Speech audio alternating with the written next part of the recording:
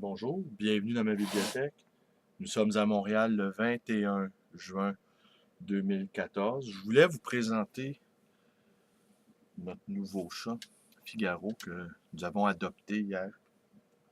Viens, mon petit Figaro. Viens-t'en. Je vais quand même vous le montrer. Pas content, hein, Figaro? Alors, c'est Figaro, un vieux chat de 14 ans, dégriffé. Oui, oui, d'accord, d'accord, d'accord. Ben oui. Il feule, puis en même temps, il tend la tête pour que je le caresse. Ben oui, ça c'est ma bibliothèque, alors il fait connaissance avec la bibliothèque. Oui. Et puis, il a passé sa nuit avec moi. Nous étions enfermés tous les deux dans la chambre à coucher pendant que les trois autres chats de la maisonnée, eh bien, rôdaient autour de la porte fermée. Pour une fois que les trois autres s'intéressaient à moi. Alors, c'est une bibliothèque, il explore.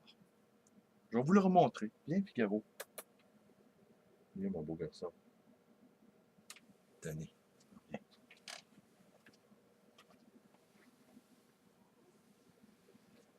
Ah voilà, c'est un grand chat. Oui, oui, mon beau. Bon, d'accord, d'accord. Bon, on n'insistera plus. Oui, mais t'as pas besoin de feuiller. Ah, il feuille tout à... Bon, vous l'avez entendu. Figaro. Ah, qui veut d'un vieux chat de 14 ans? Ses maîtres, qui l'ont eux-mêmes adopté à l'âge de 4 ans, déjà dégriffé. Faut jamais faire dégriffer un chat. C'est une amputation. On leur ampute les, les pattes. C'est vraiment monstrueux de faire ça. Il faut pas faire dégriffer ces animaux. Alors, ils l'ont adopté, donc, à l'âge de 4 ans, déjà dégriffé. Et là, la vie fait de telle sorte qu'ils sont obligés de... Ils sont pas obligés, mais enfin, ils vont quitter le pays pendant un petit moment. Ils ont bien tenté de l'offrir en adoption. Ils ont bien tenté de trouver quelqu'un. Et ma compagne et moi, eh ben, l'avons adopté. Alors peut-être que, enfin, il y aura un chat dans cette maison qui daignera m'avoir pour maître. Car un chat, c'est extrêmement fidèle. Une maison, un maître. Ils peuvent être amicaux avec les autres êtres humains, mais ils n'ont qu'un maître. Voilà. Alors aujourd'hui, je vais vous parler de trois choses. La première, vous allez voir l'espèce d'enchaînement qui va nous conduire à...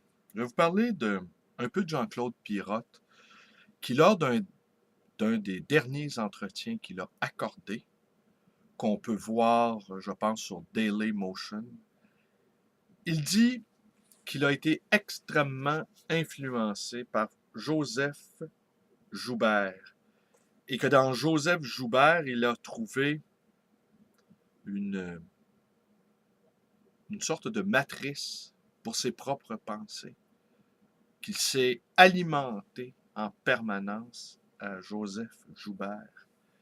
J'ai partagé sur ma page Facebook la petite notice biographique de cet auteur. Et mon ami Facebook, François Bon, il a écrit qu'il a découvert Joubert via un texte de Maurice Blanchot. Pirotte, Blanchot, Pirotte, Joubert, Blanchot, Bon. Ne sont-ce pas là des lectures arborescentes? Quant à moi, je ne me souviens pas comment j'ai fait la découverte de Joseph Joubert. Je sais une chose cependant, c'est que c'était à la fin de ma vingtaine, au début de la trentaine. Et dans ce temps-là, j'étais plutôt, j'étais plutôt, j'avais une sorte d'agressivité mal, non, bien gérée, mais comment je pourrais vous dire ça? Donc? Je n'aimais pas beaucoup l'idée, en fait, je défendais l'idée que pour pouvoir protéger sa propre douceur, il nous fallait parfois être violents. Mais la violence avait peut-être pris le dessus sur la douceur dans mon cas.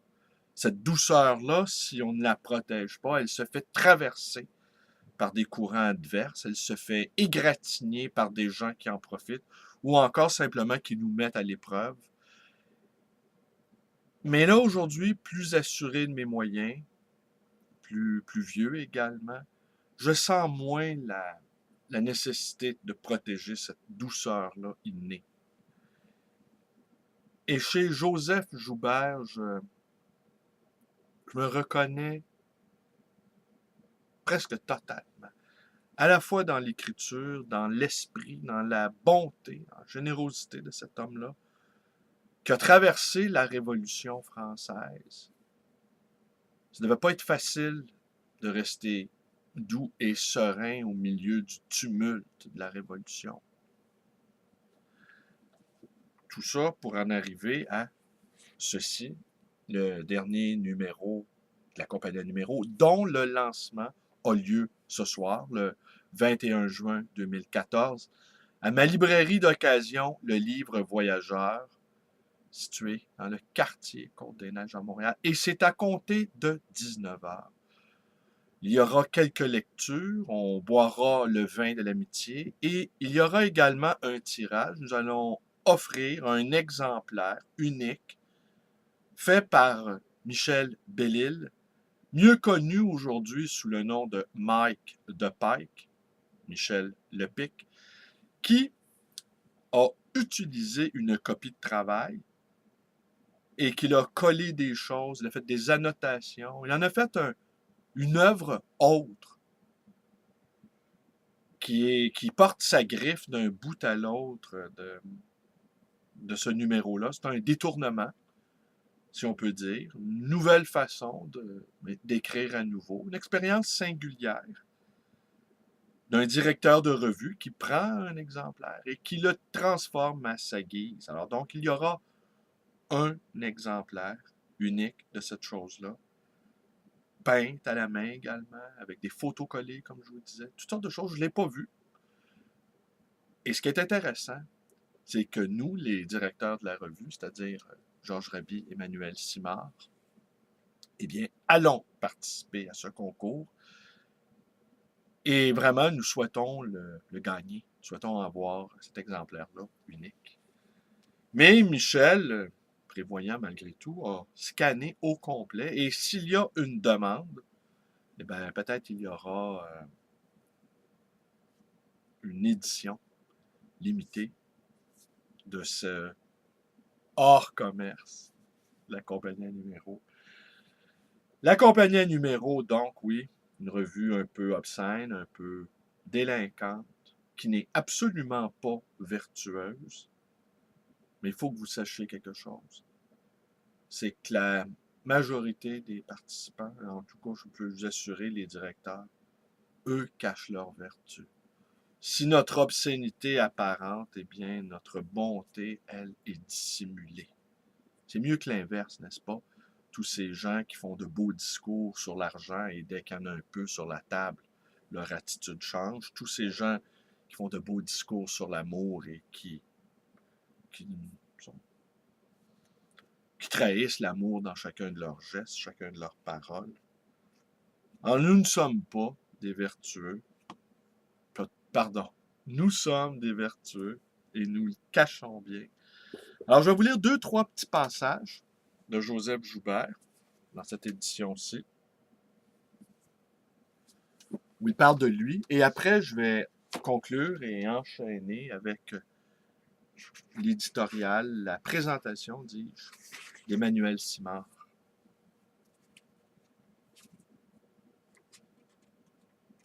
Alors, oui, où il parle de lui-même.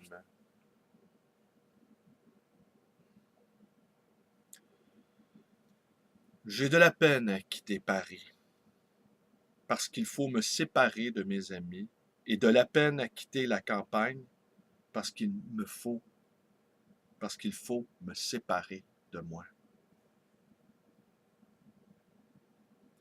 Quand mes amis sont borgnes, je les regarde de profil.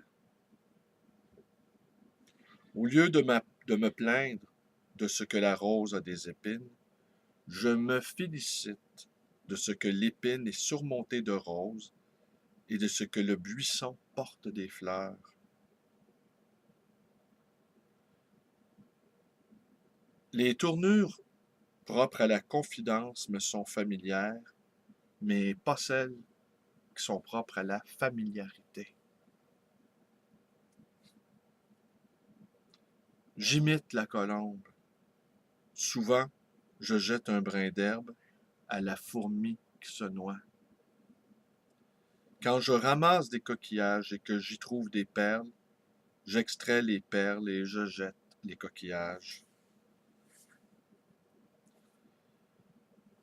S'il fallait choisir, j'aimerais mieux la mollesse qui laisse aux hommes le temps de devenir meilleurs que la sévérité qui les rempire et la précipitation qui n'attend pas le repentir.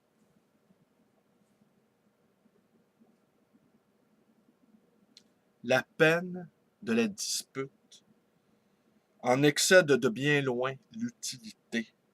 Toute contestation rend l'esprit sourd, et quand on est sourd, je suis muet. La bonté d'autrui me fait autant de plaisir que la mienne.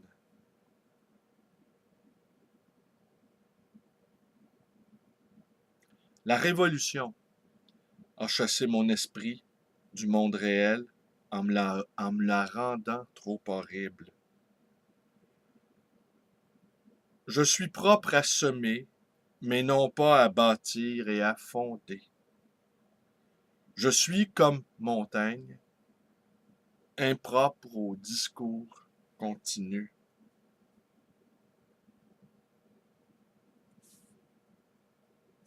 Mes effusions sont les rêves du nombre.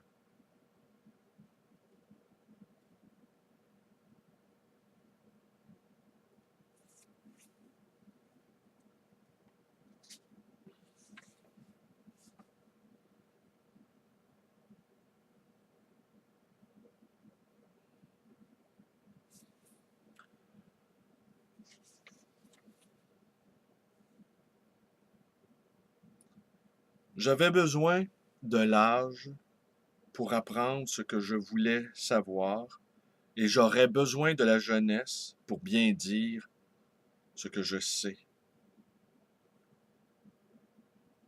Voilà. Voilà. Joseph Joubert, un esprit délicat, qui avait entretenu une grande amitié avec Chateaubriand, qui, lui, vous le savez, donne dans un style non pas elliptique, n'a pas pratiqué les aphorismes. Chateaubriand, c'est plutôt le style ample, faste, la grande langue française, qui est rapide, intrépide, incandescente.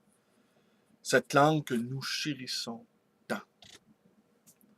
Et qu'ici, au Québec, nous devons protéger toute griffe dehors. Alors, je conclus en vous lisant Emmanuel Simard, la présentation de ce numéro qui paraît aujourd'hui. Où est le sexe? Partout, nulle part, aseptisé, disparu. Voyons, impossible. Il est là, le sexe, bien vivant, il me semble. Suffit de savoir le humer, le sentir, d'ouvrir l'œil ou la braguette. Par contre, il faut savoir être sur nos gardes tout de même. Le totalitarisme des bien-pensants ravage le sexe de l'autre, tente par tous les moyens de le faire disparaître, ou pire, de le falsifier. Mais courage, amis, ne désespérez pas. Au pessimisme intégral, il n'est qu'une réponse, la frivolité absolue. Roland Jacquard. Le sexe de ce numéro est si polymorphe, si caméléon, qu'il glisse entre nos mains lorsqu'on pense en avoir saisi toutes ses subtilités. Il échappe à toute capture. Il est jouissif, dépresseur. Il nous fait revêtir les déguisements du cynique, du dégueulasse, de l'impuissant, de l'amant rêveur. Il se laisse palper, dégouliner, fondre dans la bouche. Il est déviance, dépendance, ou comme un leurre sadique. Il est ignoble ou bourgeois, tel que Michel Pollack le préfère. C'est ce qui constitue la puissante vitalité du numéro d'ailleurs, rappelant la libido d'un jeune homme de 20 ans.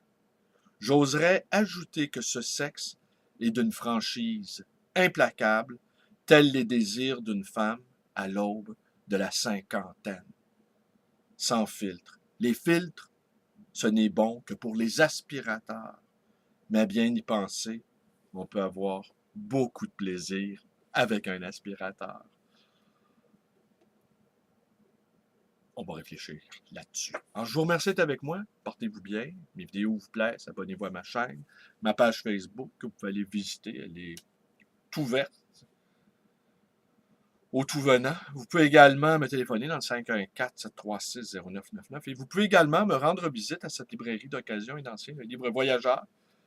Et vous pouvez en particulièrement aujourd'hui, où il y aura fête à compter de 19h. Merci, bonne journée, portez-vous bien.